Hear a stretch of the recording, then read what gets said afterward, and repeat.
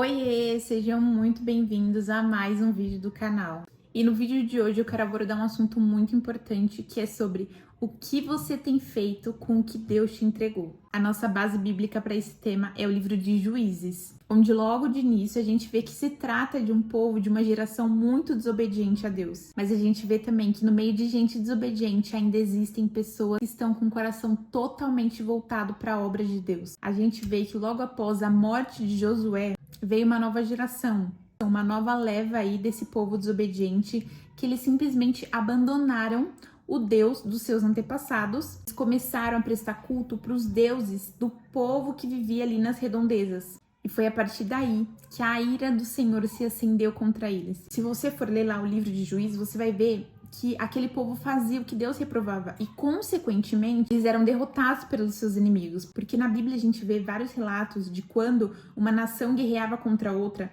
a nação que tinha Deus à frente, que orava e pedia e clamava a Deus, a nação que tinha pelo menos um servo de Deus obediente, Deus dava vitória para esse povo. E aqui nesse contexto de Juízes, os israelitas foram derrotados algumas vezes por conta da desobediência. Mas aí eles viam que estavam sendo derrotados, iam lá e clamavam por misericórdia. Deus ia lá, tinha misericórdia, dava graça, para eles ganharem as guerras.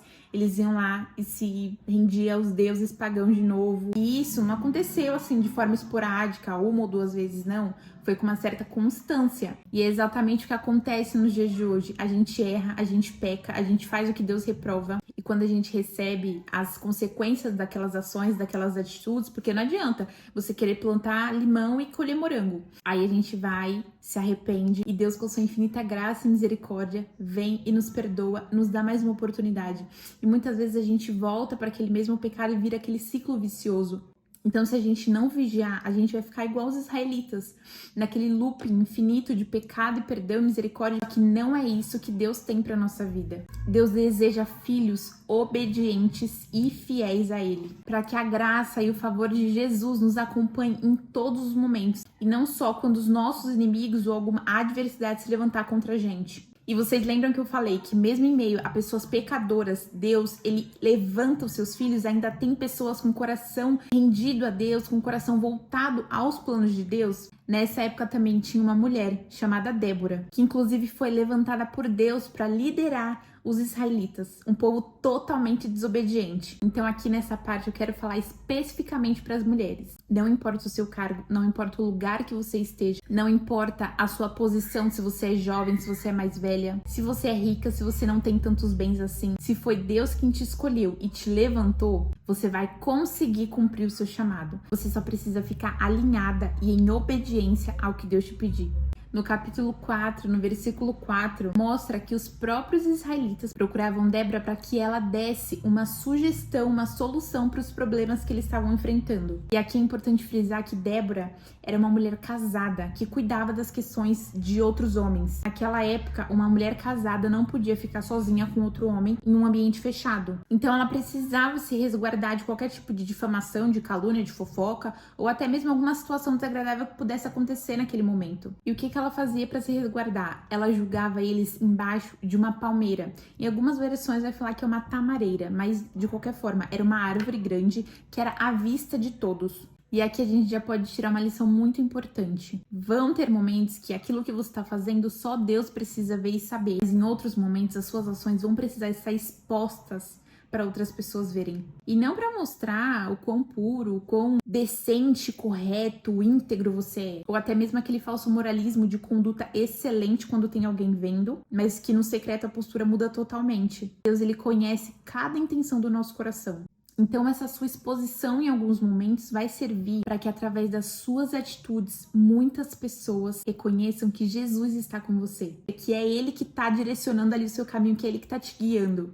E ali naquele capítulo tem toda a história de Débora, que ela entrega a Baraque, que era o líder dos israelitas, uma ordem do Senhor, para que ele fosse guerrear contra os seus inimigos. Mas aí Baraque recua e fala que ele só vai guerrear se Débora for junto com ele. E ela aceita, mas ela deixa claro que por conta daquela atitude dele, a honra vai ser entregue nas mãos de uma mulher e não de um homem. Outro ponto importante para se destacar é que Débora, ela não estava à frente da guerra. No versículo 10 do capítulo 4 vai falar: 10.000 homens o seguiram, e Débora também foi com ele. Então não fala que Débora estava à frente do exército, Débora estava ao lado de Baraque, Débora foi com ele. Então a gente vê que não era a força física de Débora que Baraque queria, mas era a presença de Jesus que ela carregava. Em muitos momentos as pessoas vão querer a sua presença em determinados lugares e você não vai entender o porquê. Você pode até pensar, nossa, mas eu não tenho influência nenhuma, eu não tenho autoridade nenhuma, eu não tenho nenhum tipo de dominância financeira. Por que eles me querem aqui? Porque você tem o mais importante, a presença de Jesus. E é justamente isso que eles vão querer, porque a presença de Jesus, ela traz paz, confiança, conforto, segurança e ela garante a vitória. Então não se limite e muito menos se diminua pela sua situação atual. Voltando aqui a focar nas mulheres, muitas mulheres se sentem fracas, oprimidas e até mesmo influenciadas por opiniões pessimistas. Mas eu creio que na nossa geração Deus já está levantando mulheres como Débora,